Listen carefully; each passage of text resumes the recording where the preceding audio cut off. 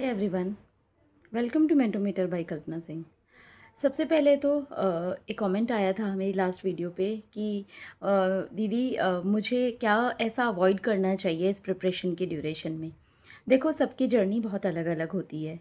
जब हम स्टडी करते हैं ना, तो हम पॉजिटिव ही लेके चलते हैं इस चीज़ को कि हम हमेशा से जो भी हमारे रिवीजन है, जो भी हमारे जो है सब्जेक्ट्स हैं, उसको कंप्लीट करें। तो सबसे ज़्यादा 5 चीज़ें जो मैं मानती हूँ कि इस जर्नी में अवॉइड करनी चाहिए। सबसे पहले तो आपका फ़ोकस इधर-उधर नहीं जाना चाहिए। कि सपोज़ करो कि you are doing 12th, 12th के बाद आपने ग्रेजुएशन परस्यू कर रहे हो आप, ठीक है? उसी ड्यूरेशन में, बिकॉज़ मेरा पर्सनल एक्सपीरियंस है, अगर आप बीए, बीकॉम, बीएससी कर रहे हो, तो आप उसके साथ अपने एटलीस्ट 3-4 सब्जेक्ट को लेके चल सकते हो, जो यूपीएससी में पढ़े हैं। सबसे पहले एनसीईआरटी कंप्लीट करो।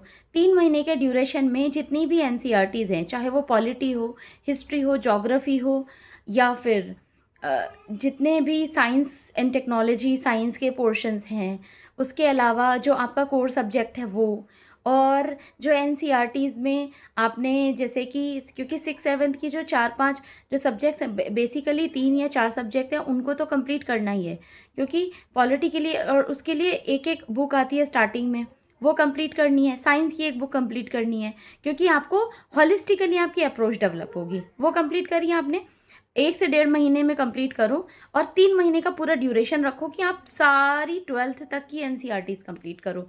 क्योंकि मैं छोटा टारगेट इसलिए भी आपको नहीं बताना चाहती, जो रियलिस्टिकली कंप्लीट हो सकता है, जो कर सकते हो आप वो करो। दूसरी चीज़ है, सोशल मीडिया से दूर रहो, ठीक है? सोशल मीडिया का मतलब ये है कि टेलीग्राम है, टेलीग्राम बहुत हेल्पफुल होता है।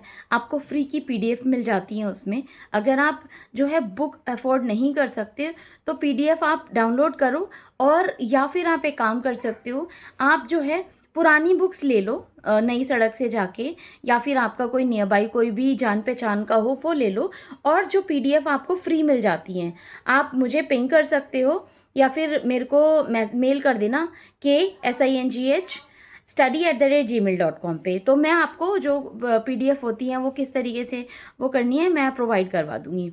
2 चीज़ें हो गई। तीसरी चीज़ है कि आपको अपना सेल्फ कॉन्फिडेंस बनाए रखना है, कि आपको खुद में विश्वास रखना है। चौथी चीज़ है, आपको एक प्लान बी तैयार करके ही चलना पड़ेगा। जैसे कि आप ग्रेजुएशन कर रहे हो, प्रिपरेशन कर रहे हो, दैट्स इज़ गुड। साइमल्टेनियसली आपकी प्रिपरेशन चल रही है, ठीक है? उसके साथ साथ एक जो है स्किल अपने अंदर डेवलप करो। चाहे वो जो है, अगर आप बीटेक हो तब तो वेल एंड गुड है कि बीटेक कर रहे हो आप, तो उसके साथ साथ अपना जो है जर्नी को स्टार्ट करो। तो आपको प्रोफेशनल कोर्स होगा 1 या 2 साल पहले, 2, क्योंकि आपको ये नहीं करना कि आप 10 साल इसी प्रिपरेशन में बैठे हुए हो। देखो, मेरा पर्सनल एक्सपीरियंस है कि लाइफ ख़त्म नहीं हो जाती। बहुत फील होता है, बिकॉज़ जब भी मैंने अपनी किताब, जैसे 2 साल का मेरा जर्नी, 2 साल जो मैंने रिलीजियसली फॉलो किया, और 1 साल में पहले से प्रिपरेशन की, जो बेस बना रही थी, जैसा कि मैं आपको बता रही हूँ, वो चीज़ किया मैंने। तो जो प्लान बी आपको इसलिए तैयार करके चलना पड़ेगा। अभी मैं एक लड़की की वीडियो देख रही थी, she has given 9 years to this preparation. अब 9 ईयर्स में, जैसे कि उसने ग्रेजुएशन करी, तैयारी भी कर रही है वो, उसी बीच में जो है उसने क्या कहते हैं तैयारी करी, फिर बीच में छोड़ा, अटेम्प्ट नहीं भी, क्योंकि कभी कभी होता है कि जैसे 6 अटेम्प्ट हैं, ठीक है, और जो ओबीसीज के लिए 9 अटेम्प्ट्स हैं, एससी एसटीज के लिए अनलिमिटेड है, बट स्टिल एज का तो एक फैक्टर होता है ना, कि अभी ये तो नहीं है ना कि आप 36-37 साल तक बैठे रहोगे 32 ईयर्स में। क्योंकि मैंने लास्ट के ही, मेरे पास बहुत कम टाइम था, 2 साल मैंने दिए, 2 अटेम्प्ट ही दिए थे मैंने, और जिसमें से कि पहले अटेम्प्ट में मेरा ऑप्शनल रेडी नहीं था, सेकेंड अटेम्प्ट में दोनों चीज़ें रेडी थी, ऑप्शनल भी रेडी था, मेरे सारे सब्जेक्ट्स रेडी थे, तो वो एक फुल फ्लेजेड था। लेकिन आपको क्या करना है, जब आप प्रिपरेशन स्टार्ट करोगे अपनी, मॉक टेस्ट लगाना सबसे इंपॉर्टेंट चीज़ है। मॉक टेस्ट आपको ज़रूर लगाना है, क्योंकि अगर आप मॉक टेस्ट नहीं लगाओगे तो आपको समझ नहीं आएगा कि यूपीएससी की जो है डिमांड क्या है। और उसके अलावा जो पेपर सेट्स होते हैं, जैसे कि टेस्ट सीरीज़ होती हैं, वो आप ले सकते हो। अगर वो नहीं ले पा रहे हो, अफोर्ड नहीं कर पा रहे हो, टेलीग्राम में बहुत सारे ऐसे चैनल्स हैं जो कि जो है आपको पुरानी जो टेस्ट पेपर्स होते हैं वो प्रोवाइड करवाते हैं। आप यूपीएससी की वेबसाइट से जाके उनके ऑफिशियल जो पेपर्स हैं वो डाउनलोड कर सकते हो। घटना चक्र ले सकते हो। घटना चक्र से आपको जो है जितने भी कमीशंस हैं जो जैसे यूपीएससी है, यूपीपीसीएस है, ये सारे जो उनके आयोग के जो क्वेश्चंस होते हैं, माइंडसेट है, वो आपको पता चल जाएगा। तो ये 5 चीज़ें मैंने आपको बताई हैं, वो साइमल्टेनियसली आपको कंप्लीट करनी है और अपने ऊपर कॉन्फिडेंस बना के रखना है। और इस जर्नी में अपने आप को डिसहार्टेड बिल्कुल भी फील नहीं कराना है, क्योंकि ये एक ऐसी जर्नी है जब आप इसमें एंटर करते हो तो आप फुल एंथो के साथ एंटर करते हो, और जब आपको प्रिपरेशन छोड़ने का टाइम आता है ना, तो आप छोड़ नहीं पाते हो।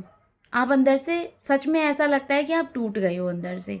तो इसीलिए अपना प्लान बी लेके भी चलना बहुत ज़रूरी है। स्टार्टिंग के 2 इयर्स आप फुल फ्लेजेडली दो। उस टाइम पे आप अपने प्लान बी के बारे में मत सोचो, अपनी स्टडी कंटिन्यू कर रहे हो वो करो। लेकिन आफ्टर 2 इयर्स मैं आपको ये बात बताती हूँ कि प्लान बी होना बहुत ज़रूरी है, एटलीस्ट, क्योंकि 0.01% का चांस होता है। 10 लाख लोग इस फॉर्म को भरते हैं, जिसमें से बोलते हैं कि 60% के अराउंड जो है पेपर देते हैं। उसमें से जो है लगभग आजकल तो शायद बहुत ही कम परसेंटेज आता है, जिसमें से अगर 900 सीट है तो 900 में 3 बच्चे लिए जाते हैं एक सीट के लिए, इंटरव्यू के लिए। अब उसमें से भी प्रोबेबिलिटी आप सोचो ना कि 3 लोग इंटरव्यू के लिए जा रहे हैं, उसमें से एक बच्चा सेलेक्ट होना है या एक जो कैंडिडेट सेलेक्ट होना है। तो इन सारे प्रोसेस को देखते हो आप अपनी प्रिपरेशन को कंटिन्यू करो, और आपका थॉट प्रोसेस बहुत क्लियर होना चाहिए कि why you want to pursue UPSC. It's not all about social work, it's not about कि आप बहुत जो है चैरिटी करना चाहते हो। No, it's not at all like this. आपको सिस्टम में रहना है, आपको कंट्री के लिए भी करना है और अपने करियर के लिए भी करना है। तो सारी चीज़ें बहुत क्लियर होनी चाहिए, क्योंकि इंटरव्यू में बहुत सारे जो लोग होते हैं वो इसीलिए फेल होते हैं क्योंकि जो है वो अपना क्लियर विजन नहीं दे पाते हैं। इसी तरह से मैं आपकी वीडियोस का रिप्लाई भी करती रहूँगी। Very soon I am going to start a new subject. मुझे लगता है कि क्योंकि मैंने सोशोलॉजी में मास्टर्स कर लिया है, this now I did 2 masters, one is masters of business administration and this is sociology. तो बहुत सारे सब्जेक्ट्स को मैंने पढ़ा और now I can understand that कि किस तरीके से आपको अप्रोच करना चाहिए।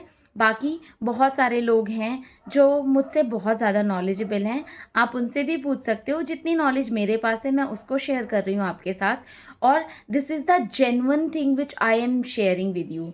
क्योंकि मैं कोई चीज़ ऐसे दिखाना नहीं चाहती कि आपको बहुत ज़्यादा बड़ी बड़ी चीज़ें करनी है, नहीं। आपको सिंपल जो चीज़ें हैं, पहले सबसे पहले बेसिक क्लियर करना है अपना। एनसीईआरटी बहुत इम्पॉर्टेंट है। हमेशा से आप जितने भी टॉपर्स हैं उनके, मैं क्योंकि बहुत सारे वीडियोस देखिए, कुछ बुक्स हैं मेरे पास जो मैं आपके साथ जल्दी ही उसका रिव्यू शेयर करूँगी। तो जैसे ही फेस्टिवल ओवर होता है, क्योंकि मेरी कुछ फैमिली रिस्पॉन्सिबिलिटीज़ भी हैं, पर now I resume this channel. बहुत ही मतलब मुझे बहुत ही करेज इकट्ठा करना पड़ा कि फिर से रीस्टार्ट करती हूँ। कभी कभी इमोशनल हो जाती हूँ, लेकिन I think life goes on. और ये जो जर्नी है मुझे बहुत कुछ सिखाया है इसने, and I can tell you, I can bet you के you will be a new person, because now I am a new person, जो जितना कॉन्फिडेंट मैं पहले थी उससे भी ज़्यादा हो गई हूँ। तो आप अपनी इस जर्नी को कंटिन्यू रखिए, और मुझे कमेंट बॉक्स में जो भी आपकी क्वेरीज है बताते रहिए। कुछ अच्छी सी बुक्स हैं जो मेरे पास हैं, मैं आपके साथ शेयर करूँगी, और उसके साथ साथ ही कुछ जो है नॉर्मल जो बुक्स हैं, जैसे कि जो स्टैटिक पोर्शन के लिए हमेशा से पढ़ते हैं लोग, वो मैं आपको बताऊंगी कि आप उसको किस तरीके से कवर करोगे। Till then guys, thank you so much for watching the video, और मुझे कमेंट बॉक्स में ज़रूर बताइएगा कि आप कहाँ से प्रिपरेशन कर रहे हो और कौन से जो है एग्ज़ाम की प्रिपरेशन कर रहे हो, so that I can help you out for the same. Thank you and bye bye. Happy Holi everyone.